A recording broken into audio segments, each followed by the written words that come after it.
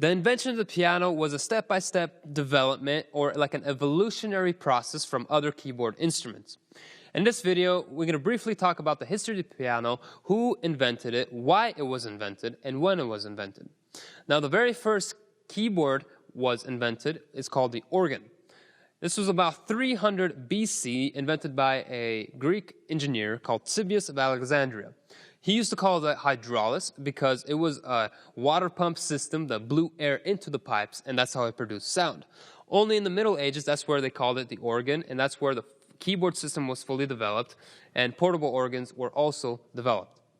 Now, about 1480, this is where the harpsichord was invented, second instrument. Harpsichords are very similar to the piano. If you've never heard of one or seen one, pianos have hammer systems that hit the keys, while harpsichord has plucked. It's plucked keys.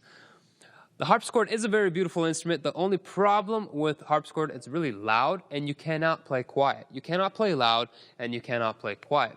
You could only play at one dynamic range. There's other instruments at that time, like the violin, the viola, the flute, the oboe. Those instruments you could play loud, you could play quiet, you could put emotion to it, you can play expressively. And the harpsichord, you could not. So this is what led to the development of the piano, because they wanted a keyboard system where you could play loud and quiet. The very first pianos that were created was created by Francisco Christoforus in 1700 AD. They called it first the pianoforte, or it was the keyboard instrument that could play loud and quiet. This is where they add the hammer system instead of the pluck system.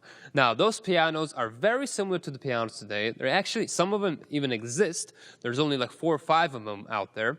They're really similar to the piano, and we use the piano today that is played like how they invented. We call it the pianoforte as well. Now, the next instrument was created, keyboard system, was the keyboard, or the electronic keyboard. This is in the digital age.